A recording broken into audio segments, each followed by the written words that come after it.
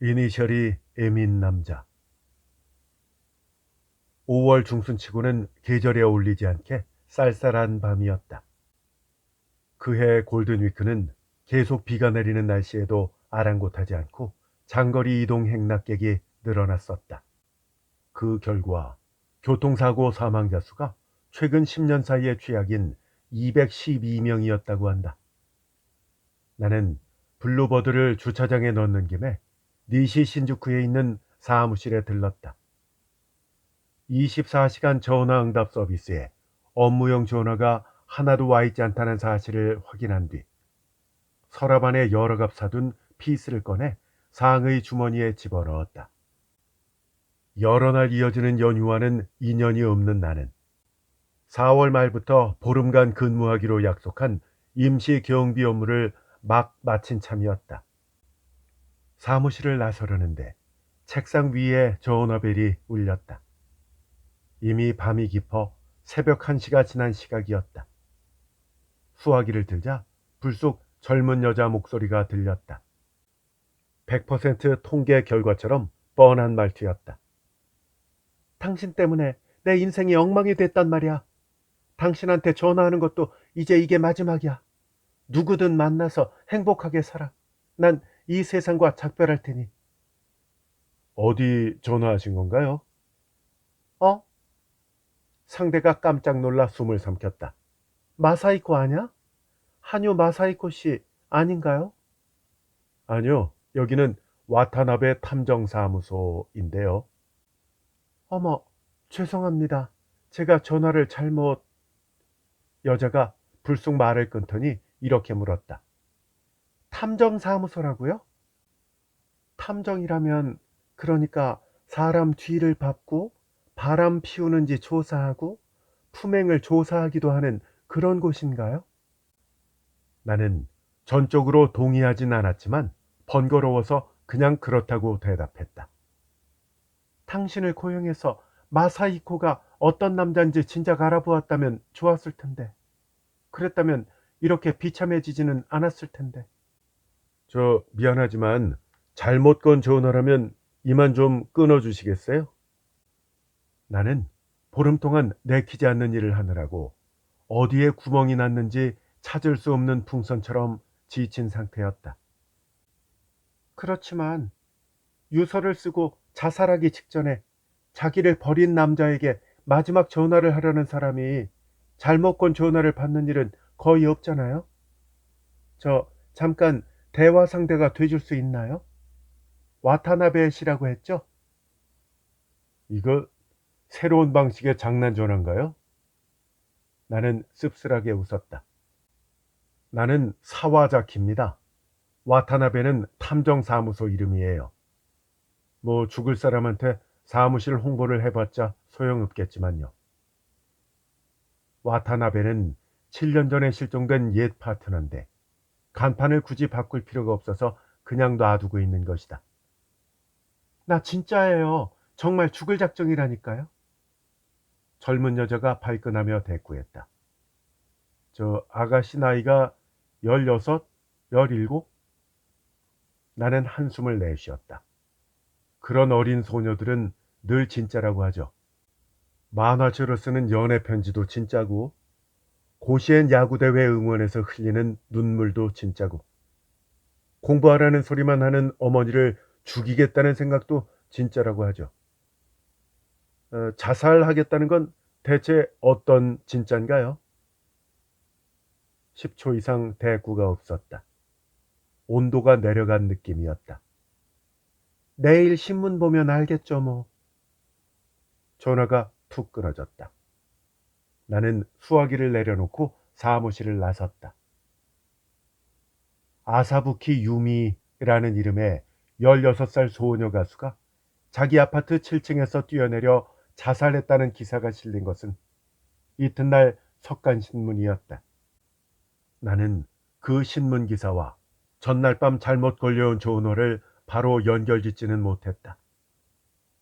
아니, 그렇게 말하면 정확하지 않다. 16살 소녀 가수 투신 자살이라는 기사 제목을 보았을 때 분명히 어젯밤 전화를 떠올리기는 했다. 하지만 요즘 어린 친구들은 이렇게 간단히 죽음을 선택하는 경우가 흔하구나 정도로 생각했다. 신문에 나오는 사람과 실제로 내 사무실에 전화를 건 사람이 똑같은 사람일 리 없다고 머릿속 어딘가에서 단정을 지은 모양이다. 전화를 잘못 걸었던 여자는 이름을 밝히지도 않았고 아사부키 유미라는 이름도 처음 들었으니 당연한 일이었다. 그날 밤 사무실 근처 식당에서 늦은 저녁을 먹는데 카운터 가장 구석진 선반 위에 얹어놓은 텔레비전에서 무슨 채널인지 몰라도 뉴스 정보 프로그램이 방송 중이었다.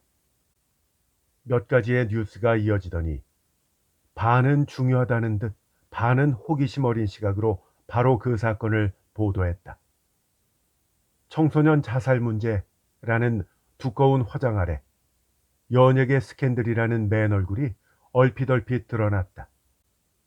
프로그램은 소녀 가수의 최근 히트곡을 조금씩 따서 들려주면서 소녀가 얼마나 또래들에게 인기가 있었으며 얼마나 순진하고 얼마나 건강했는지를 소설처럼 정리해서 소개했다. 반질반질한 얼굴의 뉴스캐스터가 끄트머리에 이렇게 덧붙였다. 그러나 유미 씨도 이제 어른이 되어가는지 최근 라이벌인 아이돌 가수 호리 사오리 씨와 인기 그룹 구엔타이의 보컬 한유 마사이코 씨를 놓고 사랑의 쟁탈전, 즉 애정 문제로 다툼이 있어서 무척 고민 중이었다는 소문도 있었습니다. 그러니까 한 남자를 두고 다른 여자 아이돌과 다툼을 벌이고 있었다는 것이다. 사실 한유 마사이코라는 인기 가수가 있다는 사실도 나는 몰랐다. 하지만 전화를 건 소녀가 그 이름을 말했던 기억만은 또렷했다. 그제야 나는 그 전화의 주인공이 아사부키 유미였다는 사실을 깨달았다. 그리고 그 소녀가 진짜 자살할 생각이었다는 사실도 알았다. 그녀의 마지막 말은 내일 신문 보면 알겠죠. 였다. 나는 사무실로 돌아와 석간을 다시 훑어보았다. 아사부키 유미가 요시야 스가초에 있는 아파트 7층에서 뛰어내린 때는 지난밤 새벽 1시쯤이라고 적혀 있었다. 유미의 옆집에 사는 매니저 미즈타니 세이스코라는 여성이 다음날 일 얘기를 하러 찾아갔다가 투신 자살했다는 사실을 알았다. 텔레비전 뉴스캐스터가 이야기한 소문이 사실인지 어떤지는 알 수 없었지만 매니저의 이야기로는 아사부키 유미가 일 이외의 문제로 최근 일주일 우울할 때가 많았다고 한다. 기사 끄트머리에 약간 마음에 걸리는 내용이 보였다. 아사부키 유미가 아파트 베란다에서 뛰어내리기 전인 11시 30분경에 아사부키 유미의 아파트로 들어가는 키 큰 남자를 보았다는 매니저와 같은 층에 사는 어떤 주부의 증언이었다. 경찰은 만약을 위해서 그 남자도 조사할 예정이라고 적혀 있었다. 나는 신문을 접고 담배에 불을 붙였다. 어젯밤만큼은 아니더라도 해가 진 뒤에는 역시 기온이 내려갔다. 비용 문제 탓에 올해 새로 교체하기로 마음먹은 석유 스토브가 그리워지는 날씨였다. 어젯밤 통화에서 아사부키 유미와 나눈 대화를 되새김질 해보았다. 유서를 쓰고 자살하기 직전에 자기를 버린 남자에게 마지막 전화를 하려는 것이다. 라고 했었다. 잠깐 대화 상대가 돼줄 수 있냐고도 물었었다. 그러면서 아사부키 유미는 나 진짜예요. 정말 죽을 작정이라니까. 라며 발끈했었다. 일어나 건물 뒤편 주차장 쪽 창문으로 가서 블라인드를 올리고 주차장 건너편 큰 길을 바라보았다. 아직 10시도 되지 않았는데 지나다니는 사람이 거의 없었다. 이 세상 그 많은 사람 가운데 자기를 생각해주는 사람은 한 명도 없는 것 같은 시각이었다. 그런 느낌에 불만은 없었다. 머릿속에 다시 아사부키 유미 생각이 떠올랐다. 잠깐이라도 대화 상대가 돼 주었다면, 아사부키 유미가 죽을 작정이라는 말을 믿었더라면 상황은 달라졌을까? 그건 누구도 알 수 없는 일이다. 아마 창문으로 뛰어내린 본인도 모를 것이다. 담배를 끄고 사무실 밖으로 나갈 준비를 하고 있는데 누군가가 문을 노크했다. 들어오세요 라고 대꾸하자 문이 열리더니 남자 2명이 들어왔다. 한 남자는 아는 얼굴이다. 한 1년쯤 전에 어느 카페 경영자가 호텔에서 살해당한 사건과 그 남자의 의붓딸에 대해서 조사했을 때 알게 됐던 요스야 경찰서의 형사였다. 저녁 때 2차례 전화했는데 받지 않더구만. 턱에 흉터가 있는 나이든 형사가 말했다. 아마도 성이 조노였을 것이다. 그래서 집으로 직접 가본 건데 없길래 돌아가는 길에 혹시나 싶어 들렀는데 불이 켜져 있어서 말이야. 조노는 하나뿐인 손님용 의자에 앉았다. 처음 보는 30대 중반의 덩치 큰 형사는 입구 옆 벽에 기댔다. 이쪽은 도이 형사. 조노가 동료, 아마도 부하를 소개했다. 젊은 형사는 가볍게 고개를 끄덕였다. 고개를 까딱하며 자기가 우위라고 알리고 싶은 듯했다. 바쁜가? 조노가 물었다. 대답은 굳이 필요 없다는 경찰관의 인사였다. 바쁘다고 대답해봐야 사정이 달라질 리 없다. 퇴근하려던 참이었어. 그래, 용건이 뭔데? 조노는 주머니에서 금연 파이프 같은 것을 꺼내 입에 물었다. 작년에 있었던 단 한 번의 거래로 나를 조금은 알고 있어서 쓸데없는 흥정은 필요 없다고 판단했는지 바로 이야기를 시작했다. 아사다 유미코라는 여자, 아니 여자애라고 하는 게 더 정확할 텐데 어쨌건 걔 알지? 나는 고개를 저었다. 그 이름이 누구 본명인지는 짐작이 갔지만. 그럼 아사부키 유미라는 예명은 알 테지. 아, 열렬한 팬이었어. 인기 넘버원 아이돌 가수잖아. 천사의 윙크, 악마의 키스. 아니, 악마의 윙크, 천사의 키스야. 형사가 나무라는 듯한 목소리로 바로잡았다. 내가 그렇게 말하지 않았나? 인기 넘버원까지는 아니야. 나카모리 아키나 나카야마 미호, 호리사오리에 이어서 한 4번째나 5번째쯤 되겠네. 여기까지 말하고 다시 내 눈을 바라보았다. 농담은 듣고 싶지 않다는 표정이었다. 그런 의미로 묻는 게 아니라는 걸 알 텐데 뭔가 접촉이 있었지. 응, 전화를 받았어. 조노는 안심이 된다는 표정으로 고개를 끄덕였다. 부하 앞에서 아는 사람을 신문하는 것이 무척 불편한 모양이다. 그 전화 내용 좀 알려줘. 그 여자아이가 탐정을 고용해서 대체 뭘 시키려고 한 것이었지? 상의 주머니에서 수첩을 꺼내 내 대답을 기다렸다. 잘못 번 전화였어.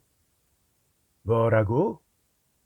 두 형사가 동시에 큰 소리로 말했다. 그 여자애 다른 사람한테 전화를 걸다가 실수로 나한테 전화를 건 거야.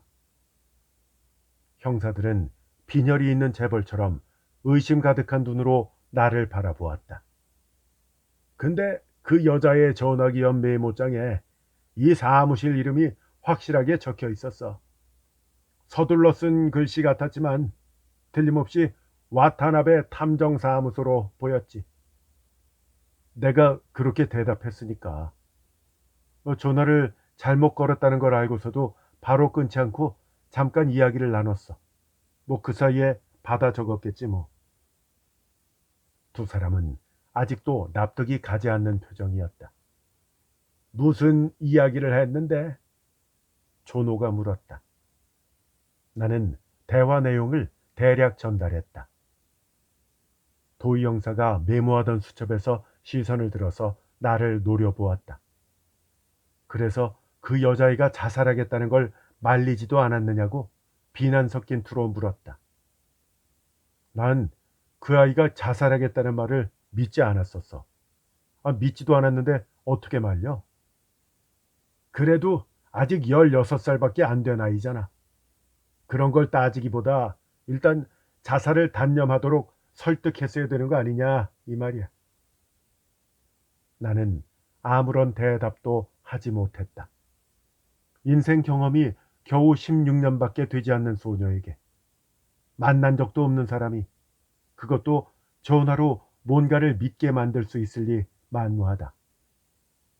젊은 형사의 말이 점점 더 심해지는 걸 조노가 제지했다. 그보다 그 여자애가 전화하려고 했던 상대 이름은 기억하겠지? 처음에 이름을 불렀을 거 아니야. 나는 조노가 답을 재촉하기 직전까지 뜸을 들였지만 결국 한유 마사이코라는 이름을 댔다. 형사들은 그 이름이 나올 거라고 예상했던 모양이었다. 한유의 전화번호는 뭐지? 조노가 도희에게 물었다. 도희는 수첩을 뒤져 번호를 찾아 대답했다. 나도 내 전화번호를 말했다. 한유의 국번이 358, 나는 368, 그리고 나머지는 똑같았다. 두 형사의 표정에서 의심이 반쯤 사라졌다. 그들에게 의심은 일종의 직업병이다 보니까 완전히 사라질 가능성은 거의 없다. 전화가 온 시각은 몇 시였나? 조노가 물었다. 정확하게 새벽 1시 5분이야. 그 시간에 걸려올 전화가 없기 때문에 시계를 봤거든. 그렇다면 뛰어내리기 직전이로군. 조노가 말했다. 그러자 도희가 끼어들었다. 그렇다면 그 시간에는 한유가 그 여자의 아파트에 없었다는 말이 되는 건가요? 하지만 조노가 눈짓을 보내는 바람에 도희는 더 이상 입을 열지 않았다. 수사일과 소속 형사가 전화 메모장에 이름이 있었다는 정도로 찾아다니는 걸 보면 이 자살에 뭔가 의문이 있는 모양이로군. 뭐 꼭 그런 건 아니고, 조노가 말했다. 치아 힘을 시험이라도 하듯이 금연 파이프를 꾹 힘주어 씹었다. 자살이라는 사실을 의심할 여지는 없어.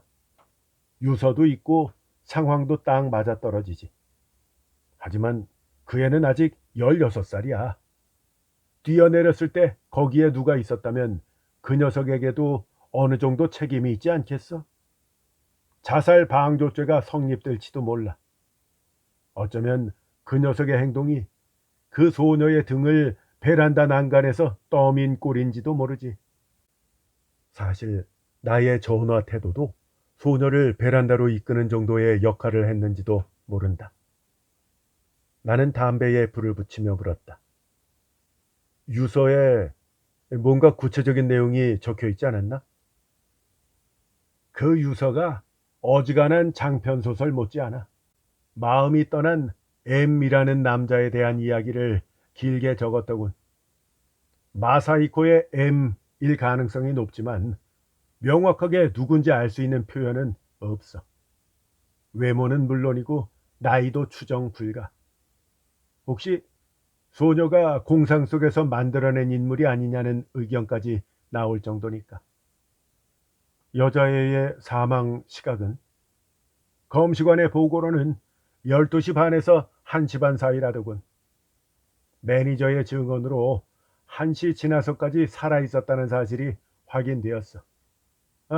자네도 그 증인이 되는 셈이로구만.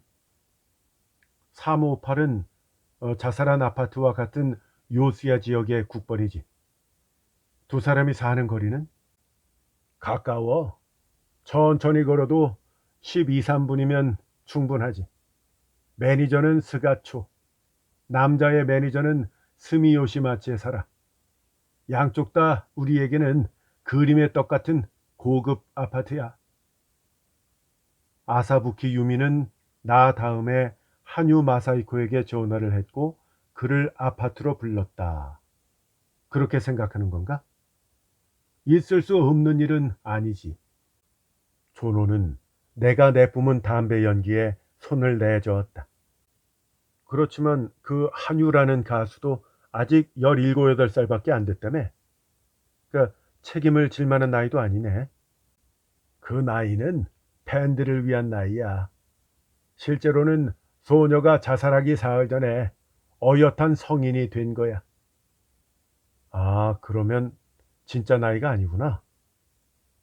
11시 반쯤에 소녀의 아파트로 들어가는 남자를 본 목격자가 있다고 하던데 그 남자는 누구야? 그게 그 한유 마사이코라는 가수인가? 아직 모르겠어. 한유가 드나들었다고 볼 수도 있지. 키가 크다는 특징은 맞아떨어지고. 당사자인 한유는 뭐라고 하나? 그러자 존호는 골치 아픈 참고인이 생각난 듯이 떨떠름한 표정으로 말했다. 반년쯤 전까지는, 그러니까 아사부키 유미가 아직 인기를 얻기 전인 모양인데 그때까지는 친했다고 해. 하지만 바빠진 뒤로 요즘은 프로그램에 함께 출연하거나 방송국 복도에서 마주치면 대화를 주고받는 정도지 따로 만나지는 않았다는군. 그 아파트에는 한 번도 간 적이 없다는 거야. 그러자 옆에 있던 도희가 화난 듯이 뻔한 거짓말이다. 어젯밤 어디에 있었는지 물었는데 두 차례나 엉터리 알리바이를 댔다. 결국 뾰루통한 얼굴로 묵비권을 행사하고 있다. 라고 설명을 덧붙였다. 존호는 금연 파이프를 셔츠 주머니에 넣고 성가시다는 듯이 일어서더니 내일 아침 요시야 경찰서에 나와서 잘못 걸려온 전화에 대한 진술을 해달라고 나에게 부탁했다. 내가 오후에 가도 괜찮냐고 묻자 그러라고 하고는 도희와 함께 내 사무실을 나갔다. 지하철 마르노우치선과 나란히 뻗은 신주쿠 거리를 요시야 방향으로 가다가 요시야역에 닿기 1km쯤 전에 오른쪽으로 꺾어지면 스가초였다.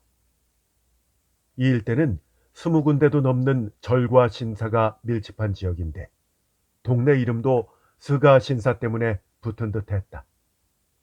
어쩌면 신사 이름을 동네 이름에서 따온 건지도 모른다. 나는 지하철 요시야 3초매에서 내려서 무얼 할지 뚜렷한 목적도 없이 밤 공기에 머리를 식히며 그 아파트까지 걸었다. 선하이츠 스가는 겉에 올리브색 타일을 붙인 7층짜리 우아한 아파트였다. 건물 동쪽 공간에 콘크리트로 둘러싼 몇 그루의 키 작은 정원수와 보도가 있었고 아파트 주민 전용 주차장이 보였다. 그 주차장 한 모퉁이에 남자 대여섯 명이 몰려 있었는데 그 가운데 세 명은 카메라 렌즈를 아파트 건물 쪽으로 향하고 있었다. 조수를 지켜서 삼각대를 세우고 본격적으로 촬영하는 사람도 있었다. 아마도 주간지나 여성 연예지에서 나온 사람들로 보였다. 며칠 뒤면 아사부키 유미는 여기서 뛰어내렸다. 라는 설명과 함께 낙하 경로를 화살표로 그린 저 사람들의 작업 결과물이 화보를 장식할 것이다. 나는 여러 명의 구경꾼에 섞여서 주차장 펜스 너머로 그들을 바라보았다. 바깥쪽 보도에 세운 소형 라이트밴에서 약간 통통한 기자가 내리더니 그 사람들 쪽으로 쪼르르 달려갔다. 이거 재미있게 됐어. 회사에 연락했더니 임시로 빈소를 차린 토마기획 미토마 사장 집에 나가토 프로덕션 사장이 문상을 왔다가 토마기획 전무랑 말다툼 끝에 멱살잡이까지 갔다는구만. 너가토 프로덕션이라면 구엔타이가 소속된 프로덕션이잖아. 카메라맨 가운데 한 명이 말했다. 토마기획 전무라면 호리코시 아냐? 다들 고리코시라고 부르지. 이때 쓰기와 왼손 스트레이트 기습 공격을 특기 삼아 전무가 된 사람이야. 나이든 기자가 웃으며 말했다. 그러면 한유 마사이코가 이번 일에 관계되었다는 소문은 소문 이상이라는 뜻인가? 삼각대를 사용해 사진을 찍던 카메라맨이 말했다. 오전에 요스야 경찰서에 불려간 한유는 벌써 뒷문으로 빠져나갔다고는 하지만 어쩌면 아직 요스야 경찰서에 있을지도 모르지. 카메라맨이 그렇게 말하자 그 말이 끝나기가 무섭게 기자 2명이 벌써 보도 쪽으로 달려나갔다. 나는 그 자리를 떠나 아파트 건물 정면 쪽으로 갔다. 똑같은 올리브색 타일을 붙인 계단을 올라 아파트 현관으로 들어갔다. 입구 유리문에는 붙인 지 얼마 되지 않은 종이 2장이 보였다. 한 장은 고 아사부키 유미의 임시 빈소는 토마 기획 대표 미토마 아키오의 집에 마련했습니다. 라는 내용과 아카사카 쪽 주소가 적혀 있었다. 다른 한 장은 아파트 주민 이외의 출입 엄금이라고 적힌 큼직한 글씨가 보였다. 출입 엄금이라는 글자 옆에는 빨간색 동그라미까지 그려져 있었다. 오늘 하루 이 아파트가 얼마나 소동에 시달렸는지 짐작이 되었다. 나는 엘리베이터를 타고 꼭대기층인 7층에서 내렸다. 먼저 비상계단 쪽 상태를 살필 작정이었다. 쓸데없는 말썽을 일으키지 않기 위해서는 퇴로를 확인해 두는 것이 현명했다. 계단 층계참에 있는 작은 창문으로 아래를 내려다보니까 아파트 뒤로 어떤 절의 묘지가 펼쳐졌다. 아사부키 유미는 애당초 죽음과 등을 맞댄 채 살고 있던 셈이다. 나는 아파트 문을 하나씩 확인했다. 701호부터 704호까지는 관계없는 문패였다. 705호에 토마 기획이라는 문패가 있었고 마지막인 706호에는 문패가 없었다. 매니저가 옆에서 앉았으니까 705호가 매니저인 미즈타니 세스코, 706호가 아사부키 유미의 방이 틀림없을 것이다. 나는 706호 문 옆에 있는 초인종을 눌렀다. 아무런 반응도 없었다. 다시 좀 길게 눌렀지만 결과는 마찬가지였다. 프로덕션 사장 집에 임시 빈소를 마련했다고 했으니까 예상은 했던 일이다. 혹시나 싶어서 이웃인 705호 토마 기획의 초인종도 눌러보았다. 역시 대답이 없었다. 나는 발걸음을 돌려 엘리베이터 쪽으로 가려고 했다. 그때 등 뒤에서 문 손잡이가 돌더니 문 열리는 소리가 들렸다. 누구세요? 젊은 여자 목소리였다. 나는 걸음을 멈추고 돌아보았다. 문 밖으로 내민 그녀의 얼굴을 보았을 때 순간 죽은 아사부키 유미가 거기 있는 줄 알았지만 바로 그럴 리 없다고 생각했다. 둥근 얼굴에 눈이 크고 나이대가 비슷한 데다가 비상계단 조명뿐인 어두컴컴한 복도라 그만 착각할 뻔했다. 나는 705호 문 앞까지 돌아왔다. 저 아사부키 유미 씨의 매니저인 미즈타니 세스코 씨 되시나요? 문 위에 있는 전등을 켰는지 현관이 밝아졌다. 아, 전데요. 여자는 불안한 표정으로 나를 쳐다보았다. 꽤 자그마한 여성인데 옆에서 가까이 보니까 아사부키 유미보다 몇 살 더 많은 한 20살 정도로 보였다. 짧은 커트머리, 흰 바탕에 검은 꽃무늬가 있는 블라우스를 입었다. 아사부키 유미 씨 문제로 잠깐 묻고 싶은 게 있는데요. 아니요, 그건 곤란해요. 사장님이 불필요한 이야기는 하지 말라고 주의를 주셨어요.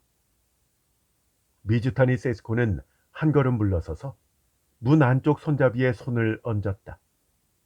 왼쪽 손목에 찬 남성용으로 보이는 큼직한 손목시계에 눈길이 갔다. 이야기하기 곤란한 사정이라도 있나요? 내가 물었다. 아니요, 그런 건 아니에요. 제가 알고 있는 건 모두 경찰에 이야기했으니까요. 미즈타니 세스코는 경찰이라는 단어를 강조했다. 내가 경찰인지 아닌지 판단이 서지 않으니까 경찰이라는 말에 어떤 반응을 보일지 살피려는 계산이 깔린 듯했다. 짐작한 대답이 나오지 않았다는 표정이 그 얼굴에 드러났다. 왜 여기 있는 거죠? 내가 물었다. 네? 그녀는 질문의 의미를 알아차리지 못했다. 아사부키 유미의 빈소에 가 있지 않고 왜 여기 있느냐고 묻는 겁니다. 그건 무의식적으로 하려던 말을 간신히 참는 듯했다. 사장이 매스컴에 취재 공세가 있을 거라면서 빈소는 혼란스러울 테니 여기 있으라고 해서요. 그 취재진은 이미 일이 몰려왔잖아요. 나는 아래 주차장 쪽에 있던 카메라맨들을 떠올리며 물었다. 아까까지는 프로덕션에 섭외 담당자들이 있었는데요. 빈소 쪽에 일손이 부족해서요. 그런데 왜 이런 걸 꼬치꼬치 묻는 거죠? 혹시 경찰이세요? 그제야 세게 나가는 것이 더 낫겠다고 판단한 모양이었다. 아니요, 저는 경찰이 아닙니다. 저 와타나베 탐정사무소라는 이름을 들어본 적이 있나요? 그러자 그녀는 뭔가 생각하듯이 허공을 바라보았다. 네, 아마도 경찰이 그 이름을 들어본 적이 있느냐고 물은 것 같아요. 유미 방을 조사한 형사 한 명이 전화기 옆에 있는 메모에 그런 사무실 이름이 적혀 있었다는 말을. 네, 나는 그 탐정사무소에 있는 사람이에요. 그렇게 말하며 나는 여자의 반응을 살폈다. 미즈타니 세스코는 당황한 표정으로 내 얼굴을 뚫어지게 바라보았다. 아사부키 유미는 어젯밤 1시 조금 넘어서, 그러니까 아마 자살하기 직전이었을 텐데 내 사무실로 전화를 걸었어요. 나는 이렇게 말을 덧붙였다. 그리고 나는 어떤 일을 의뢰해 받았어요. 그러자 여자 매니저는 의심스러운 눈빛으로 나를 바라보았다. 아사부키 유미는 잠깐 대화 상대가 돼줄 수 있느냐고 물었었다. 그건 일종의 의뢰라고도 할 수 있다. 나는 그때는 응하지 않았지만 만약 받아들였다면 아사부키 유미가 했을지도 모를 무언가를 지금 조사하는 것도 나름의 의미가 있겠다 싶었다. 어떤 일을 의뢰받다니 그게 대체 뭐죠? 그건 의뢰인의 비밀이기 때문에 말할 수 없습니다. 아니요, 아사부키 유미는 이제 이 세상에 없는데요. 이제는 그 비용을 낼 사람이 없잖아요. 조의금 대신에 무료로 해도 괜찮다고 생각합니다. 의뢰인이 세상을 떠났다고 해서 죽기 직전에 의뢰한 일을 나 몰라라 할 수 있겠습니까? 그야 그렇지만 뭐 이런 이야기를 해도 협조받을 수 없다면. 나는 의미심장하게 말을 끊었다. 아니요, 협조하지 않겠다는 게 아니에요. 다만 저는 매니저니까 사장님께 말씀드리기 전에는. 네, 그러시겠죠. 사장님과 의논하세요. 그녀는 발끈하는 얼굴로 나를 바라보았다. 이 상황을 벗어날 방법이 없을까 궁리했지만 포기하는 것 같았다. 시간이 신경 쓰이는지 얼른 손목시계를 또 한 번 들여다보았다. 그런데 도대체 어떤 협조를 하면 되는 거죠?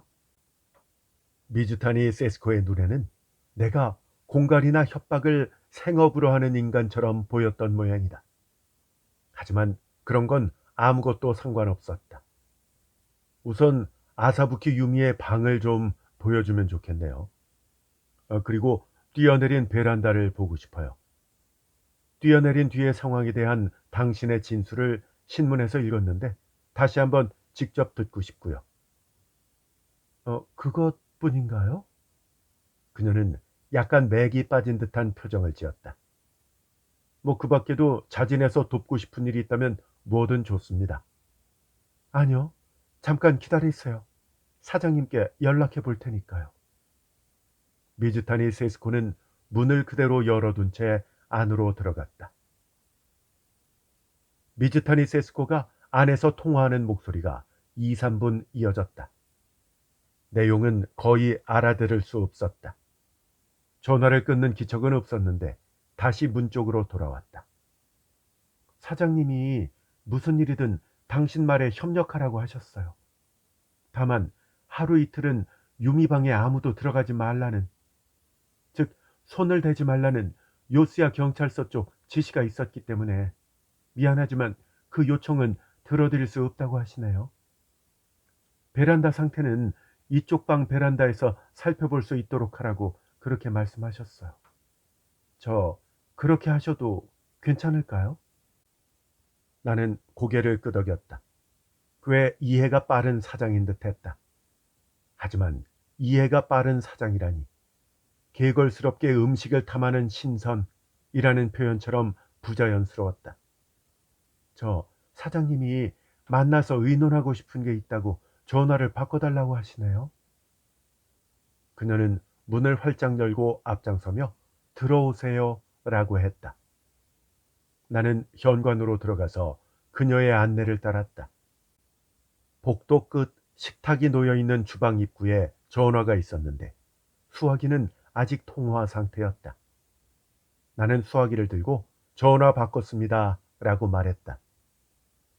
예, 저 바꿔달라고 해서 미안합니다. 저 토마기획 대표 미토마라고 합니다. 미즈타니에게 전해 들었어요. 혹시 내일 오전 10시에 롯본기에 있는 우리 회사 쪽으로 와주실 수 있을까요? 여러모로 의논을 한 다음에 가능한 한 당신 요청에 따라드리고 싶은데요. 아사부키 유미가 왜 자살했는지, 또는 그 소녀를 자살로 몰아넣은 인물이 있는지 혹시 사장님은 알고 계신가요? 아니요. 그런 건 몰라요. 뭐 책임자로서 감독 소홀이라는 비판을 면할 수는 없을 테지만 어쨌든 바쁘기도 하고 또 워낙에 눈 감으면 코 베어가는 세상이라서요. 아, 그렇다면 뭐 당신을 만날 의미가 없겠네요. 말씀을 정확하게 하시는 분이시구만요. 그 점은 마음에 드네요. 나도 그런 편이니까 어쨌든 그쪽을 만날 필요가 있다면 내가 연락드릴게요. 어, 그럼 됐어요. 앞으로 임시 빈소도 관리를 해야 되고 유미 고향에서 열릴 장례식에도 참석해야 되니까 정신없이 바쁠 거예요. 저 사와자키 씨, 자살 직전에 유미와 이야기했다는 당신의 편의는 가장 먼저 봐드릴 테니까 그리 알아두세요. 나는 전화를 끊었다. 내 대꾸가 뜻밖이라는 표정으로 듣고 있던 미즈타니 세스코가 퍼뜩 정신이 든 듯이 말했다. 방이 좀 어질러져 있어요. 어젯밤까지는 누가 여기 들어올 거라고 생각하지 못했었거든요. 그녀는 주방을 지나 옷장 같은 것이 놓인 방을 서둘러 가로질러 바로 베란다 쪽으로 나가는 세시 유리문으로 나를 안내했다. 나는 그녀가 권한 슬리퍼를 신고 베란다로 나갔다. 풍향 때문인지 문 쪽보다 여기의 밤 공기가 더 차가웠다. 아파트가 빽빽하게 늘어선 지역이라 대단한 야경이라 할 것은 없었지만 맞은편에 시커먼 어둠이 스며든 곳이 아카사카의 황궁 지역인 듯 했다. 나는 조심스럽게 아래 주차장을 내려다 보았다. 자진해서 주간지에다가 초상권을 팔 생각은 없었기 때문이었는데 카메라맨이나 기자들은 이미 보이지 않았다. 미즈타니 세스코가 실내용 슬리퍼를 신은 채 베란다로 내려와 내 옆에 섰다. 나는 베란다 난간 밖으로 몸을 내밀고 옆 베란다와 그 바로 아래를 살폈다. 주차장 불빛에 아파트와 주차장 사이에 들어선 정원수 주변까지 훤히 보였다. 처음 이 아파트에 와서 본 콘크리트로 둘러싼 키 작은 정원수였다. 위에서 보니 구분이 되었다. 콘크리트는 상자 모양으로 각 집이 나뉘는 위치를 따라 만들어져 있었다. 따라서 두 그루의 정원수와 각 집 아래쪽 벽이 요철자 모양의 공간을 이루고 있어서 거기를 오토바이나 자전거 주차장으로 쓰는 듯했다. 이 방 바로 아래에는 대형 오토바이 한 대와 자전거 몇 대가 보였는데 이웃인 아사부키 유미가 사는 집 아래에는 자전거 한 대뿐이었다. 그 자전거 옆에는 흰 백묵으로 그린 모제비 헤엄을 치는 듯한 사람 모양의 윤곽선이 보였다. 그게 아사부키 유미가 떨어진 위치라는 걸 미즈타니 세스코에게서 확인했다. 그 뒤 그날 밤에 경위를 들었다.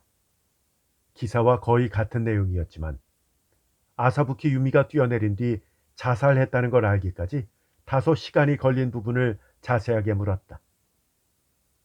아침에 잡힌 첫 스케줄 집합 시간이 정해지지 않은 상태였기 때문에 1시쯤에 전화할 예정이었어요. 좀 늦게 전화를 하니까 통화 중이라서 잠시 기다렸고요. 10분쯤 지나 전화를 거니까 이번에는 받지 않더군요. 아마 샤워 중인가 보다 하고는 10분쯤 더 있다가 전화를 해보았어요. 근데 여전히 받지 않아서 걱정돼서 가보았던 거죠. 요즘 유미 상태가 심상치 않았어요. 좀 우울해 보였거든요. 그런데 초인종을 눌러도 대답이 없더군요. 문 손잡이를 돌리니까 잠겨있지 않고 그냥 열렸어요. 안으로 들어가서 유미 이름을 불렀죠. 그래도 대답이 없어서 여기저기 찾아보았는데 어느 방에도 없는 거예요. 기분이 내키면 근처 로손 편의점에 뭘 사러 나가기도 했던 터라 그냥 잠시 기다렸죠. 근데 왠지 서늘한 느낌이 드는 거예요. 그래서 좀 둘러보니까 베란다로 나가는 유리문이 조금 열려 있더라고요. 그리고 뛰어내려서 자살한 유미를 발견하기까지는 얼마 걸리지 않았어요. 통화 중이었던 전화가 내가 받은 그 전화라면 10분 뒤에 유미는 이미 전화를 받을 수 없는 상태였다는 셈이 된다. 나는 아사부키 유미와 하뇨 마사이코라는 가수가 요즘 어떤 관계였는지, 자살 직전인 11시 반에 유미의 아파트를 찾아온 남자에 대해서 짚히는 게 없는지 물었다. 경찰에도 이야기했는데 저는 전혀 몰라요. 미즈타니 세스코가 말했다. 매니저한테도 개인 시간은 필요하거든요.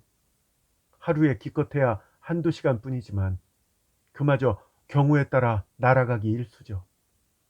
그런 개인 시간에는 그 애가 뭘 하든 저는 신경 쓰지 않아요. 마치 녹음한 걸 틀어놓은 듯한 말투였다. 짐작이지만 그런 시간까지 일일이 참견해서는 인기 가수 매니저로 일할 수 없을 테고 그걸 스스로도 뼈저리게 느끼는 듯했다. 어젯밤 11시에 일을 마치고 돌아와서 아까 이야기한 것처럼 1시에 최종 스케줄 협의를 할 때까지가 그 애와 나의 자유 시간이었던 거예요. 피곤해서 골아 떨어질 줄 알았는데 근데 유미가 왜 자살을 했는지. 미즈타니 세스코가 비로소 아사부키 유미의 죽음에 대해서 감상적으로 표현했다. 나는 그녀에게 협조해줘서 고맙다는 인사를 하고 베란다에서 방으로 돌아와 현관으로 향했다. 조노 형사와 도이 형사가 탄 크라운 승용차는 전화를 끊고 약 3분 뒤인 밤 12시 정각에 서나이츠 스가 현관이 보이는 공중전화 부스 앞에 도착했다. 요시야 경찰서에서는 한 6, 700m 떨어진 거리였다. 하지만 미즈타니 세스코는 그 몇십 초 전에 전화로 부른 택시를 타고 아파트 현관을 빠져나갔다.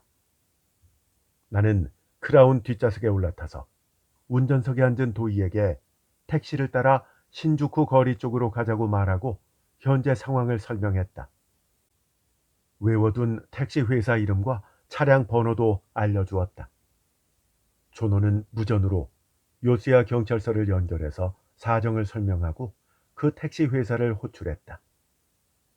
크라운은 신주쿠 거리로 나가기 직전에 신호를 기다리는 중이었다. 1분도 지나지 않아서 택시 회사가 연결되었다. 문제의 그 택시가 현재 어디 있는지 조회를 부탁했다. 배차를 맡은 남자가 그 택시는 지금 요시야 스가초에서 손님을 태우고 목적지인 메이지 거리 니세키 산부인과 부근으로 가는 중이라고 했다. 도이가 차를 출발시키고 신주쿠 거리에서 왼쪽으로 꺾어준 뒤 반원형 경광등을 차 지붕에 얹고 스위치를 켰다. 차가 속도를 높였다. 조노는 무전으로 배차 담당자에게 문제의 택시가 손님을 내려주면 즉시 그 위치를 확인해 달라고 부탁했다. 손님이 내린 다음 어디로 가는지 알 수 있으면 더욱더 좋겠다고 덧붙였다. 배차 담당자는 흥미진진하다는 말투로 바로 승낙했다. 크라운은 딱 2분 만에 메이지 거리의 신주쿠 갈림길 교차로에 이르러서 우회전해 북쪽으로 향했다. 신데우라 부근을 지날 무렵 도이가 경광등을 끄고 회수했다. 그 직후 배차 담당자에게 연락이 왔다. 택시 승객은 니세키 산부인과 앞에서 내려서 효쿠한 거리 쪽으로 조금 걸어 제3 오쿠보 빌딩이라는 건물로 들어갔다. 아마도 1층에 있는 바에 들어간 것 같다는 연락이었다. 조노는 배차 담당자에게 고맙다는 인사를 하고 무전을 끊었다. 크라운이 니세키 산부인과 앞을 지나자 도이는 속도를 줄였다. 제3 오쿠보 빌딩을 바로 찾아 도이는 그 앞 보도 쪽으로 차를 댔다. 세 사람 가운데 그나마 미즈타니 세스코가 얼굴을 제대로 기억하지 못할 가능성이 있는 도이가 바 안을 탐색하기로 했다. 혹시나 싶어서 나는 그날 밤 그녀가 입었던 복장과 소지품에 대해서 도이에게 설명해 주었다. 그는 상의를 벗고 넥타이를 느슨하게 풀고서 차에서 내리더니 웨더 리포트라는 네온 간판을 내건 그 바로 들어갔다. 나는 창문을 내리고 담배를 피웠다. 조노도 창문을 내리고 금연 파이프를 물었다. 술에 잔뜩 취한 초로의 남자가 앞쪽 차도를 비틀비틀 걸어갔다. 이런 곳에서 대책 없이 대기하느니 취객이라도 보호하는 편이 훨씬 낫겠다는 생각이 들었다. 10분쯤 지나 도이가 차로 돌아왔다. 여자는 안에 있어요. 20살 전후에 부잣집 자식으로 보이는 남자와 만나서 이야기를 하고 있어요. 이야기 내용은 단편적으로만 들렸는데요. 아사부키 유미의 자살이 화제인 듯 했습니다. 그리고 여자는 스가초에 있는 아파트로 돌아갈 거라고 하더군요. 남자가 차로 데려다 주겠다고 했습니다. 잠시 후 미즈타니 세스코와 남자가 바에서 나왔다. 도이의 보고대로 두 사람은 건물 옆에 있는 주차장으로 갔다. 어두운 남색 BMW가 메이지 거리로 들어서자 도이가 크라운을 천천히 출발시켰다. BMW는 쇼쿠한 거리에서 우회전해서 누케벤텐 교차로에서 다시 오른쪽으로 꺾어 도쿄 의과대학을 우회해 야스쿠니 거리를 좌회전했다. 200m 동쪽으로 달려서 요시야 4초메 쪽으로 우회전해서 이윽고 신주쿠 거리로 나왔다. 그 다음부터는 아까 왔던 코스를 거슬러 선하이츠 스가에 도착했다. 새벽 1시가 조금 지난 시각이었다. 미즈타니 세스코는 차에서 내려서 남자에게 인사를 하더니 아파트 현관을 지나 안으로 사라졌다. BMW는 바로 출발해서 신주쿠 거리로 돌아가는 듯했다. 선하이츠 스가에서 적당한 거리를 두고 도이는 경광등을 차 지붕으로 꺼내 울려대기 시작했다. 조노가 무선 마이크를 확성기로 연결했다. 거기 짙은 남색 BMW 지금 바로 정차하세요. BMW는 반사적으로 스피드를 올리려고 했지만 바로 앞 신주쿠 거리의 신호가 빨강으로 바뀌는 걸 보고 체념한 듯이 속도를 떨어뜨렸다. 도이가 BMW 앞에 크라운을 대고 세웠다. 조노가 조수석 문을 열고 내리며 말했다. 어디부터 쑤실까? 일단 음주운전은 틀림없을 테고. 도희도 조노의 뒤를 따랐다. 나는 크라운 안에서 상황을 지켜보기로 했다. 뒷면 유리창으로 BMW를 돌아보았다. 운전석에 앉은 젊은이는 화도 나고 겁도 먹은 표정으로 다가오는 두 형사를 바라보았다. 조노가 젊은이에게 면허증을 제시하라고 요구하는 듯 했다. 조노는 젊은이가 내민 면허증을 흘끔 보고 도희에게 건넨 다음 다시 질문했다. 도희가 면허증을 보면서 크라운 승용차로 돌아왔다. 내가 창문을 내리자 면허증을 보여주었다. 집히는 데가 있습니까? 이 녀석 이니셜이 M인데요. 미토마 히로유키, 1968년생. 본적은 이바라키 현인데 주소는 미나토구 아카사카다. 아버지가 미토마 아키온지 확인을 좀 해줘. 토마기획 사장이야. 아사부키 유미의 소속사인가요? 도희가 눈을 반짝거리며 서둘러 동료에게 돌아갔다. 그들은 즉시 요시야 경찰서에서 두 대의 순찰차를 불렀다. 한 대는 미즈타니 세스코의 동향을 파악하기 위해서 서나이치 스가 감시에 들어갔다. 사장인 미토마 아키오는 아들과 아사부키 유미가 사귄다는 사실을 어렴풋이 알고 있었겠지. 전화로 이야기할 때 나를 회유하려는 듯한 말투였던 건 그저 회사 이미지에 손상이 갈 이야기가 외부로 흘러나가는 사태를 방지하기 위해서만이 아니라 나를 매수해서라도 아들의 이름이 공개되는 걸 막을 작정이었던 것이다. 미토마 히로유키라는 젊은이는 경찰 신문에 한동안 버티기로 맞섰다. 하지만 아사부키 유미가 자살할 때 그 아파트에 있었는지, 자살에 관여했는지 어떤지를 묻자 자기에게 혐의를 두고 있다는 사실을 깨닫고 마치 자백하는 약이라도 먹은 양 술술 털어놓았다. 미즈타니 세스코와 만난 이유는 그녀가 미리 아사부키 유미의 소지품 안에서 빼내둔 그와 유미의 교제 사실이 밝혀질 증거품을 건네받기 위해서였다고 했다. 두 사람이 사귄 것은 작년 여름 음반 취입을 위해서 LA에 머물던 아사부키 유미에게 그쪽에 있는 대학에 유학 중이던 미토마 히로유키가 며칠 동안 찾아간 것이 다였던 모양이다. 증거라는 것은 그때 찍었던 10장쯤 되는 사진과 그 뒤 반년 동안 히로유키가 보내온 장거리 연애 편지 같은 것이었다. 형사들이 요구하지도 않았는데 그는 자랑이라도 하듯이 증거물을 내놓았다. 이렇게 서둘러 미즈타니 세스코를 불러내 사진과 편지를 건네받은 이유는 만약 그 가운데 한 장이라도 누가 발견을 하면 골치 아플 것 같아서 빨리 확인하고 싶어서였다고 했다.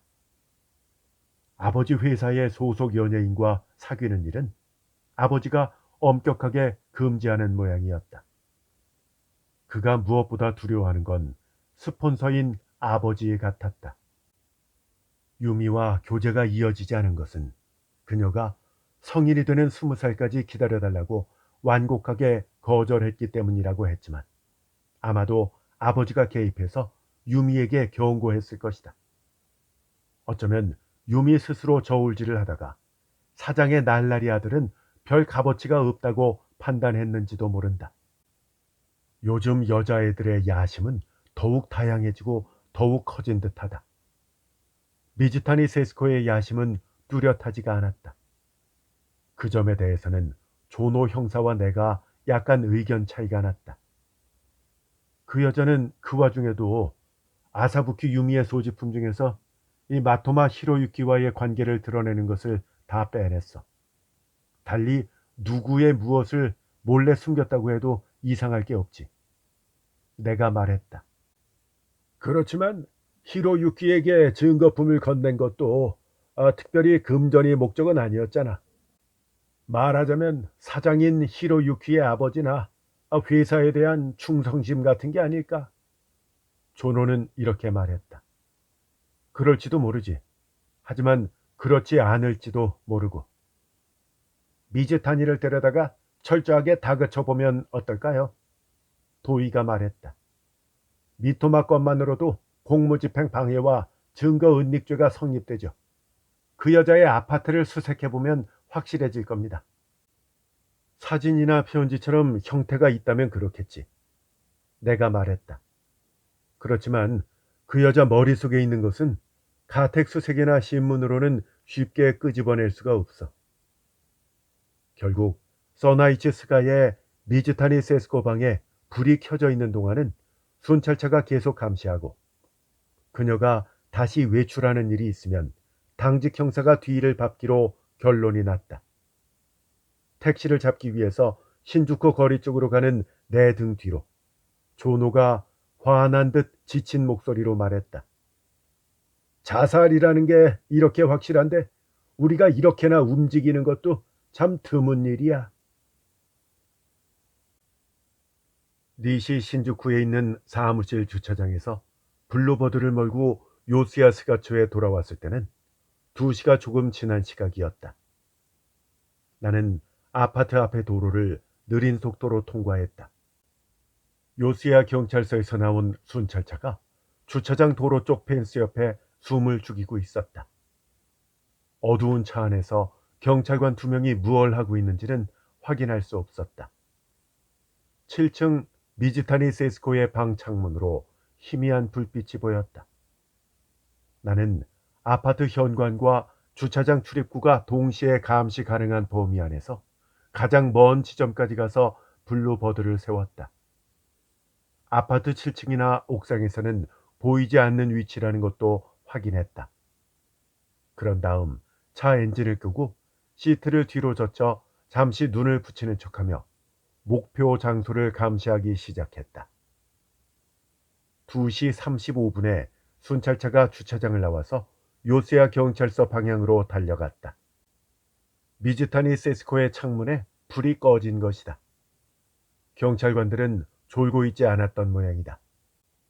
그 뒤로 약 20분 동안은 아무런 변화도 없었다. 그런데 미즈타니 세스코가 아까와 똑같은 옷차림으로 아파트 현관에 모습을 드러냈다. 도로로 내려가는 계단에서 잠깐 멈춰서 주차장과 도로 좌우를 살폈다. 그렇지만 순찰차가 보이지 않자 안심했는지 그대로 계단을 내려왔다. 오른쪽으로 방향을 잡고 사몬초에서 가이엔 동쪽 길로 향하는 듯 했다. 평일에다가 자정이 지난 시각이라 오가는 사람은 거의 없었다. 나는 시동을 걸고 블루버드를 출발시켜서 천천히 미행을 시작했다. T자 길에서 왼쪽으로 꺾어지는 미즈타니 세스코의 모습을 확인하고 자동차의 속도를 올렸다. 모퉁이 직전에서 차를 세우고는 내려서 모퉁이까지 간 다음 그녀가 걸어간 쪽을 살폈다. 30m쯤 앞쪽에서 젠 걸음으로 걷는 모습이 보였다. 다행히 곧게 뻗은 길인데 100m쯤 앞에 또 T자 길이 보였다. 거기서 다시 오른쪽으로 구부러지는 것을 확인하고 차로 돌아왔다. 일단 후진했다가 오른쪽으로 꺾어서 기어를 바꾼 다음 100m 앞에 있는 T자 길까지 전속력으로 달렸다. 이번에는 차에서 내리지 않고 모퉁이에서 차 앞부분을 들이민 채 거리를 살폈다. 미즈타니는 같은 속도로 100m쯤 앞에 보이는 폭넓은 도로를 향해 걸었다. 그 넓은 도로는 가이엔 동쪽으로 가는 길이었다. 미즈타니가 걸어가는 방향으로 차 2대가 연달아 지나갔다. 저만큼 차들이 오가는 상태라면 들키지 않고 따라갈 수 있겠다는 생각에 가속 페달을 밟았다. 미즈타니가 뒤에서 차가 오는 기척을 느끼고 돌아보더니 달려오던 녹색 택시를 향해 얼른 손을 들었다. 택시가 급브레이크를 밟으며 정차했다. 미즈타니는 차 앞쪽으로 돌아서 열린 뒷문으로 올라탔다. 이제 미행은 조금은 편해질 것 같았다. 나는 차를 출발시켜 넓은 도로로 나왔다. 잠시 천천히 달리다 보니 가이엔 동쪽 거리로 빠지는 신호가 빨간색으로 바뀌는 바람에 택시가 신호 대기를 위해서 멈춰 섰다. 나도 차를 세웠다. 타이밍을 노려 신호가 바뀌기 전에 택시 뒤 한 50m 지점까지 접근했다. 택시가 좌회전 깜빡이를 켰다. 나도 좌회전 깜빡이를 켰다. 신호가 바뀌자마자 택시와 블루버드는 가이엔 동쪽 길로 접어들어서 미나토구 방향으로 달렸다. 가이엔 동쪽 거리는 역시 아직도 오가는 차들이 꽤 있었다. JR 시나노마 지역을 지나서 주호선 6교를 넘어갈 무렵에는 택시와 블루버드 사이에 차 2대를 끼워 넣을 수가 있었다. 택시는 왼쪽에 진구 가이엔을 두고 몇 분을 달려서 아오야마 거리와 만나는 교차로에서 우회전을 했다. 가이엔 앞 3거리와 아오야마 3촌의 4거리도 지났다. 거기서 오모테산도 4거리로 가는 중간 지점에서 택시가 갑자기 속도를 늦췄다. 앞쪽 길가에 새로 문을 연 심야 레스토랑 엘 구르메의 화사한 외관이 보였다. 택시는 바로 그 앞에서 멈췄다. 나는 앞으로 20m쯤 더 달려서 왼쪽 옆길로 들어가 차를 세웠다. 주차 위반을 걱정할 여유 따위는 없었다. 차에서 내려 아오야마 거리로 돌아가서 엘 구르메로 향했다. 입구 회전문을 지나 안으로 들어가자 크리스마스 시즌이라도 되는 듯이 어처구니 없이 밝은 조명과 경쾌한 음악 세례가 쏟아졌다. 미나미 아오야마에 있는 이런 음식점에, 그것도 새벽 3시에 혼자 들어온 시원찮은 풍채의 중년 남자는 아무리 애써도 이목을 피할 길이 없었다. 그래서 나는 대책을 궁리할 생각도 않고 가게 안을 둘러보았다. 늦은 시간인데도 테이블은 손님들로 60%쯤 차 있었다. 그래서 미즈타니 세스코가 바로 눈에 들어오지 않았다. 그러다가 계산대 너머로 유럽의 어느 거리 모퉁이에서 마주칠 법한 멋지고 빨간 전화 부스가 보였다. 미즈타니는 바로 그 뒤편에 있는 칸막이석에 앉아 있었다. 내가 그녀를 발견하자마자 그녀도 나를 보고 얼떨떨한 표정을 지었다. 맞은편 자리에 앉은 나이든 신사가 마침 미즈타니에게 큼직하고 두툼한 봉투를 내미는 중이었다. 나는 얼른 그쪽으로 다가갔다. 왜 그래? 약속한 거잖아. 받아두라고. 미즈타니 세스코는 나를 보다가 봉투로, 봉투를 보다가 신사 쪽으로, 신사를 보다가 내 쪽으로 시선을 옮겼다. 나 때문에 손을 내밀어 봉투를 받아들지 못하는 눈치였다. 신사도 그제야 뭔가 문제가 있다는 걸 눈치챘다. 하지만 늦었다. 나는 그의 손에서 봉투를 낚아채서 거꾸로 들고 흔들었다. 당신 뭐 하는 거야? 신사가 언성을 높였다. 봉투에서 10,000엔짜리 뭉치 2개가 튀어나와 테이블 위에 떨어졌다. 금액은 200만엔이었다. 나는 200만엔을 다시 봉투에 담고 미즈타니 세스코 옆에 억지로 앉았다. 주변 사람들의 호기심 어린 시선이 물러가기를 기다렸다가 웨이터에게 커피를 주문한 다음 맞은편에 앉은 신사를 바라보았다. 나이는 40대 중반 또는 후반, 나보다 4-5살쯤 많아 보였다. 그렇지만 흰머리가 많아서 미즈타니 세스코나 아사부키 유미 같은 또래에게는 로맨스 그레이 스타일의 아버지 세대 느낌이다. 그러면서도 살짝 그을린 주름 없는 얼굴이 젊어 보였다. 큰 체구이지만 군살 하나 없이 균형 잡힌 체격. 고급스러워 보이는 밝은색 양복에 젊은 취향의 넥타이. 전혀 나이 들어 보이지 않았다.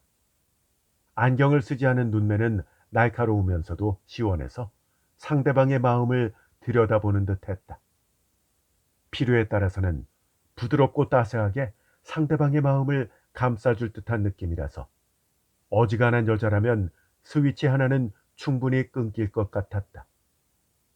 교조적인 분위기의 눈빛은 신도라면 몰라도 내게는 약간 수상쩍게 느껴졌다. 나는 탐정입니다. 아사부키 유미의 자살 배경에 대해서 조사를 하고 있죠. 특별히 언성을 높이지 않는 한 주위 사람들에게 이야기 내용이 들리지는 않을 것 같았다. 아사부키 유미가 죽기 직전에 전화를 잘못 거는 바람에 통화하게 된 사람이기도 합니다. 저는 스쿠바 대학의 인문과학과 조교수인 마스누마 미쓰구입니다. 예의를 갖추지 못한 젊은이와 접촉하는 데는 어느 정도 익숙해가 놀라지 않는 편인데 요즘은 당신처럼 나이 든 남자들한테도 이런 행동이 유행인 것입니까? 낯설지 않은 사람이었다. 직접 만난 적은 없어도 신문이나 잡지 또는 TV에서 본 얼굴이었다. 마스누마 미쓰구 씨라고 하셨죠? 그럼 이니셜이 MM이네요. 제가 아는 세 사람 중에서 가장 조심스럽게 행동하는군요. 내가 이렇게 말했는데도 마스누마는 눈썹 하나 까딱하지 않았다. 최근 이 사람의 연구나 저술에 대한 기사를 신문에서 스치듯이 읽었을 것이다. 전후 일본 연예사. 전공 분야는 이런 쪽이었던 걸로 기억한다. 곰팡이 핀 낡은 문제를 연구하는 것만이 학문은 아니다. 최종적으로는 지금 이 시대를 해명하는 것이 학문의 목적이다. 딱딱한 이미지의 국립대학 소속 학자가 누구나 깜짝 놀랄 만한 연예계 전문가로 활동하자 뜻밖의 모습에 탤런트 못지않은 인기를 누렸다. 그래서 정치, 경제, 문화를 가차없이 비판하는 발언이 더욱 인기를 끄는 것 같았다. 이 200만 엔에 대해서 설명을 듣고 싶네요. 그게 이 자리를 정리하는 지름길일 것 같으니까요. 당신 재밌는 양반이네. 이런 자리를 멋대로 만들어 놓고 지멋대로 정리를 하겠다니. 웨이터가 미즈타니 세스코와 나한테 커피를 가지고 오는 바람에 이야기는 잠깐 중단되었다. 마스누마 앞에는 이미 마시던 홍차가 놓여 있었다. 나는 커피를 한 모금 마시고 담배에 불을 붙였다. 네, 설명하겠습니다. 마스누마가 말했다. 이 돈은 연구비 가운데 일부예요. 앞으로 미즈타니 씨에게 아사부키 유미에 관한 정보 중에 내 연구에 필요한 자료 모두를 제공받아야 되거든요. 매니저였던 미즈타니 씨의 심리 깊은 곳에 숨어 있을지도 모를 정보까지 포함해서 말입니다. 그러니까 이거는 그 작업을 위한 선불 연구비라고 생각하면 됩니다. 당신은 믿지 않을지 몰라도 내 연구를 도와주는 분들은 아주 많거든요. 여기서만 하는 이야기인데 제가 하고 있는 프로젝트에는 연간 7억 엔이라는 예산이 잡혀 있어요. 넉넉하다고는 할 수 없지만은 그래도 미즈타니 씨의 협조에 이 정도의 지불이 가능하다는 건 이해가 되시겠죠? 나는 재떨이가 없어서 커피잔 받침에 재를 떨었다. 연구 대상이 자살해버렸는데 그 연구도 그럼 의미가 없는 거 아닙니까? 그런 의견은 오늘 있었던 긴급회의에서도 나왔었어요. 하지만은 부결되었죠. 무정한 소리가 되겠지만은 아사부키 유미의 죽음은 내 연구에서 나름대로 멋지게 살아남게 될 겁니다. 물론 아사부키 유미가 죽기를 바란 건 아니고요. 매우 안타까운 일이지요. 그의 말을 계속 듣고 있다가는 시대착오에 빠질 것 같았다. 나는 대화 방향을 바꿨다. 그럼 아사부키 유미가 베란다 난간을 넘었을 때 당신은 그 방에서 실험 대상을 관찰하듯이 가만히 보고 있었다는 겁니까? 뭐라고요? 마스누마는 미즈타니 세스코와 내 얼굴을 번갈아 보았다. 설마 제정신으로 그런 소리를 하는 건 아니겠지요? 마스누마는 시원한 눈매에 애써 맑은 미소를 지었다. 아니요, 아주 제정신입니다. 내가 대꾸했다. 나는요, 아마도 그 시각에 와세다 대학 옆에 있는 친구 집에 있었을 거예요. 아사부키 유미가 사망한 시각은 신문을 보고 알았고요. 나중에 미즈타니 씨한테 확인을 했는데 그건 어디까지나 연구를 위한 데이터였어요. 그 친구 집에 도착한 게 몇 시죠? 새벽 1시가 조금 안 됐을 거예요. 그럼 그 전에는 어디에, 그 근처 진구마에 있는 집을 출발한 게 밤 11시쯤이었어요. 머리가 피곤할 때면은 휴식 겸 제기어를 몰고 심야 드라이브를 하는 게 내 취미거든요. 심야 드라이브를 2시간씩이나요? 막 몰다 보면은 2시간은 금방이에요. 막 그러다가 문득 새로운 연구 테마가 떠오르더군요. 어떻게든 그걸 검토해보고 싶어가 와세다 대학 조교수로 있는 그 친구 집에 쳐들어가게 됐어요. 막 그 친구도 익숙한 일이라서 브랜드를 홀짝거리며 새벽까지 토론을 벌였지요. 그럼 밤 11시부터 새벽 1시 사이에는 알리바이가 없는 셈이네요. 그렇다면 밤 11시 반쯤에 아사부키 유미의 아파트로 찾아가서 12시 반에 그 아파트를 나왔을 수도 있겠군요. 아무리 애써도 같은 시간대에 서로 다른 두 곳에 있을 수는 없잖아요. 하지만은 증인이 없는 이상 그렇게 보더라도 어쩔 수 없겠네요. 막 그래도 아사부키 유미의 자살은 새벽 1시 이후잖아요. 그 시간에 나를 그 아파트에 있던 걸로 만들기 위해서는 와세다 대학 조교수로 있는 사람을 위증죄로 고발해야만 할 겁니다. 나는 마시던 커피잔에 담배를 넣었다. 아사부키 유미가 1시 이후에 자살했다는 건 대체 누구 증언이죠? 마스누마는 미즈타니 세스코에게 대답을 재촉하는 눈치를 보였다. 그녀가 고개를 끄덕이고 내 쪽을 바라보았다. 제가 그 증인이죠. 그 문제는 아까 아파트에서 말씀드리지 않았나요? 증인이라고는 해도 1시 지나서 그 아이가 뛰어내리는 장면을 목격한 건 아니잖아요. 그렇죠. 하지만 1시가 지난 시각에 유미에게 전화를 걸었을 때는 통화 중이었잖아요. 그 10분 뒤에 전화를 받지 않았으니까 그 사이에 뛰어내렸을 거라고 생각하는 게 당연하지 않나요? 미즈타니는 빈정거리는 투로 이렇게 덧붙였다. 당신은 1시 조금 넘은 시각에 유미한테 전화를 받았고 무슨 의뢰를 받았다고 했잖아요. 그렇다는 건 나보다는 당신이야말로 유미가 1시 조금 지나 죽었다는 증인이 되는 셈 아닌가요? 미즈타니 씨는 외모도 어딘가 아사부키 유미와 닮은 것 같은데 그러면 그 아이의 흉내도 분명 잘 내겠네요.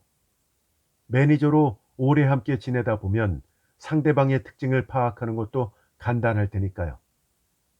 그게 무슨 뜻이죠? 미즈타니의 표정이 굳어졌다. 그 잘못 건 전화는 미즈타니 씨가 건 거죠.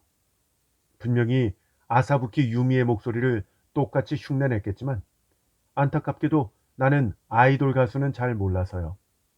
그게 아사부키 유미의 목소리가 틀림없다고 착각은 못하겠네요. 무슨 말도 안 되는 말씀이세요? 그래서 나한테 무슨 이득이 돌아온다고요? 나는 테이블 위에 놓인 200만 원이 든 봉투를 가리켰다. 너무해요. 아무런 증거도 없이 그런 소리를. 미즈타니는 마스노마 쪽을 보면서 도움을 구하는 눈빛을 보냈다. 만약에요. 이건 가정인데 만약에 그 전화를 미즈타니 씨가 걸었다면은 대체 어떻게 되는 건가요? 마스누마의 말투는 아까처럼 시원시원하지 못했다. 당신은 11시 반에 아사부키 유미의 아파트로 찾아갔죠. 같은 층에 사는 주부가 목격한 것이 당신이겠죠. 그 방에서 무슨 일이 있었는지는 모릅니다. 미즈타니 씨가 그때부터 방에 있었는지 아니면 아사부키 유미가 뛰어내린 뒤에 방에 불려왔는지는 확실하지 않죠. 아사부키 유미는 아마도 12시 반쯤에 아파트 베란다에서 뛰어내렸을 겁니다.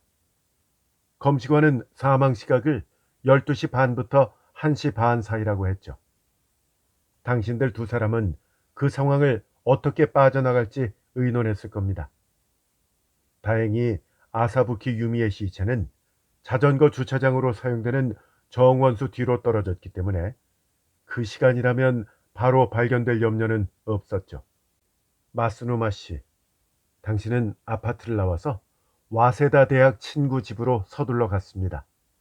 아마 1시까지는 도착할 수 있을 테니까 1시 이후에 그 잘못 걸린 전화를 걸도록 지시했겠죠. 근데 전화 아이디어를 떠올린 사람은 당신입니까? 아니면 미즈타니십니까? 마스누마와 미즈타니 세스코는 말없이 마주 보았다. 두 사람 다 상대가 자칫 함부로 입을 열까봐 두려워하는 표정이었다. 제규어라는 아주 화려한 차를 가지고 계신데 아파트 부근에서 당신 차를 목격한 사람이 있을지도 모르죠. 설마 그 주차장에다가 차를 넣거나 하지는 않았겠죠? 마스누마는 내 시선을 피하며 괴로운 표정을 지었다.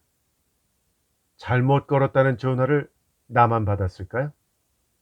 아니면 나처럼 대화를 나누기도 전에 상대방이 먼저 끊어버리거나 잠이 덜 깨서 시간을 증언하는 데 도움이 안 될 것 같으니까 이쪽에서 그냥 끊어버린 상대도 있지 않을까요? 한요 마사이코의 전화번호에서 숫자 하나만 바꿔서 대충 걸었다면 그 전화를 기억하는 사람이 나타날지도 모르니까 말이야. 내가 이렇게 말하자 이번에는 미지타니 세스코가 내 시선을 피했다. 이봐요, 탐정. 당신의 주장은 막말로 그냥 정황 증거뿐이잖아요. 그 가설의 근간인 전화를 건 사람은 아사부키 유미가 아니라 미즈타니 씨다 라는 추측에는 아무런 근거도 없잖아요. 그것이 엉성한 추측인 이상 그 다음에 이어지는 주장에는 귀를 기울일 가치가 없다고요. 아니요, 근거는 있어요. 내가 말했다. 미즈타니 씨는 어떻게 내 이름을 알고 있는 거죠? 내 사무실 명칭은 와타나베 탐정사무소예요. 하지만 내 성은 와타나베가 아니죠. 내가 전화를 잘못 걸어온 여성에게는 그런 이야기를 하면서 내 성을 알려주었었어요. 그 여성이 아사부키 유미라면 내 이름을 아는 그 여성은 몇 분 뒤에 이 세상을 떠난 셈이 되죠. 그런데 미즈타니 씨가 내 성을 알고 있더군요. 그러자 마스누마는 표정이 변해서 미즈타니 세스코를 뚫어지게 바라보았다. 아니요, 저는 당신 이름을 몰라요. 당신 성을 부른 적이 없잖아요. 안 그래요? 그다지 자신 있는 표정은 아니었다. 저는 지금까지 당신 성이 와타나베인 줄로 알고 있었는데. 나는 고개를 저었다. 그러고는 주머니에서 담배를 꺼내 불을 붙였다. 그 판정은 토마기획 미토마 사장이 해줄 겁니다. 그 사람은 내가 미즈타니 씨 아파트에서 전화를 받았을 때 나를 사와자키 씨라고 불렀어요. 그 사람은 내 성을 누구한테 들었는지 증언을 해주겠죠.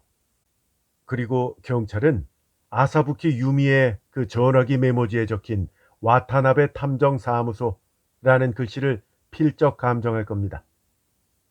그러자 미즈타니 세스코는 깜짝 놀란 표정을 짓더니 고개를 숙였다. 대충 이야기를 알겠네요. 마스누마가 다른 사람 같은 목소리로 말하더니 미즈타니를 바라보며 말했다. 그러면은 이 돈은 좀 기다려야 되겠네. 마스누마는 200만 엔이 든 봉투를 집어 내 앞에 놓았다. 분명히 나는 그때 그 방에 있었어요. 애를 썼지만은 나로서는 유미의 자살을 도저히 막을 수가 없었죠. 맹세컨대 당신이 상상하는 것 같은 그런 일은 나는 어떤 상상도 하지 않습니다. 그래요. 결국 학자와 연구 대상이라는 입장을 빼면 나는 아사부키 유미에게 한마디로 아버지 같은 존재였어요. 진짜 아버지라도 딸의 자살을 막지 못하는 경우가 있을 겁니다. 나는 마땅히 비난받아야 할까요? 저 혹시 이 돈을 받고 우리를 그냥 내버려 둘 수는 없을까요? 나는 그 말을 무시했다. 한유 마사이코는 어떻게 되는 건가요? 아사부키 유미가 죽기 전에 그에게 전화를 하려고 했다는 거짓 정보 때문에 힘들게 됐는데. 그러자 미즈타니 세이스코는 고개를 들고 작은 목소리로 말했다. 그건 정말 미안하게 생각합니다. 당신이 전화가 왔었다는 사실을 확실히 기억하게 하려고 한유 마사이코라는 그 이름을 꺼냈었죠. 하지만 이렇게 될 줄은 몰랐어요. 그날 저녁에 TBS 대기실에서 구엔타이 3명이 이야기하는 소리를 들었죠. 오늘 밤 12시부터 하는 파티에 갈 거냐고 멤버 누군가에게 묻자 한유는 당연하지, 난 꼭 갈 거야 라고 대답한 걸 기억했죠. 그는 반년쯤 전까지 유미랑 진짜 사귀는 사이였기 때문에 유서에 M이라고 적힌 마스누마 선생을 대신하기에 딱 좋았고요. 그리고 그 파티에 가서 알리바이가 생기면 경찰도 그리 심하게 다루지는 않을 거라고 생각했어요. 저 한 가지만 묻죠. 내가 마스누마에게 말했다. 당신이 아사부키 유미를 베란다에서 떠민 건 아닙니까? 뭐랄까요? 이보세요. 말도 안 되는 소리 하지 마세요. 내게는 그런 어리석은 짓을 해야만 할 이유가 없었다 이 말입니다. 그건 제가 보증할 수 있어요. 미즈타니 세스코가 말했다. 교수님이 유미 방에서 저한테 전화를 걸었어요. 저는 서둘러 유미에게 갔죠. 반쯤 정신이 나간 상태에서 난리를 치는 유미를 선생님은 필사적으로 붙들려고 했어요. 유미가 자살하려는 걸 어떻게든 말리려고 했던 거죠. 그 다음에 둘이서 유미를 설득하고 달래서 진정제를 먹여 재우려고 했는데 잠깐 진정한 척하던 유미가 빈틈을 노려서 눈 깜짝할 사이에 베란다에서 뛰어내린 거예요. 교수님이나 저나 도저히 어떻게 해볼 도리가 없었다고요. 마스누마는 갑자기 나이를 먹은 얼굴이 되었다. 지금까지와는 달리 힘없는 목소리로 입을 열었다. 아사부키 유미는 원래 그런 기질이 있는 아이였어요. 최근 1년 동안은 특히 살얼음을 밟는 기분으로 그 애를 대했거든요. 프로젝트에서 유미를 연구 대상에서 제외하자는 제의를 몇 번이나 검토해달라고 했지만은 이미 거액의 예산이 들어간 데다가 내년 예산 책정에도 영향이 있기 때문에 내 혼자 힘으로는 어쩔 도리가 없었어요. 나는 유미한테 연예계에 있는 젊은이나 다른 젊은 애들을 사귀라고 권했지만은 그 애들은 다들 바보라서 사귈 수가 없다더군요. 유미가 유난히 이상해진 거는 나한테 이혼 문제가 생긴 뒤부터였어요. 내가 아내와 헤어졌을 때는 자기가 그 자리를 차지할 거라고 믿더군요. 아무리 그렇지 않다고 말을 해줘도 받아들이지 않았어요. 나는 왜 어린 여자애 하나 제대로 다루지 못하는가 싶어 정말 골치를 썩었죠. 일주일쯤 전에 나의 재혼 상대로 소문이 난 여성이 주간지에 보도되었어요. 그 소문은 사실 무근이었거든요. 잘못된 보도였죠. 근데 그걸 본 뒤로 유미의 상태가 손을 쓸 수 없는 상태였어요.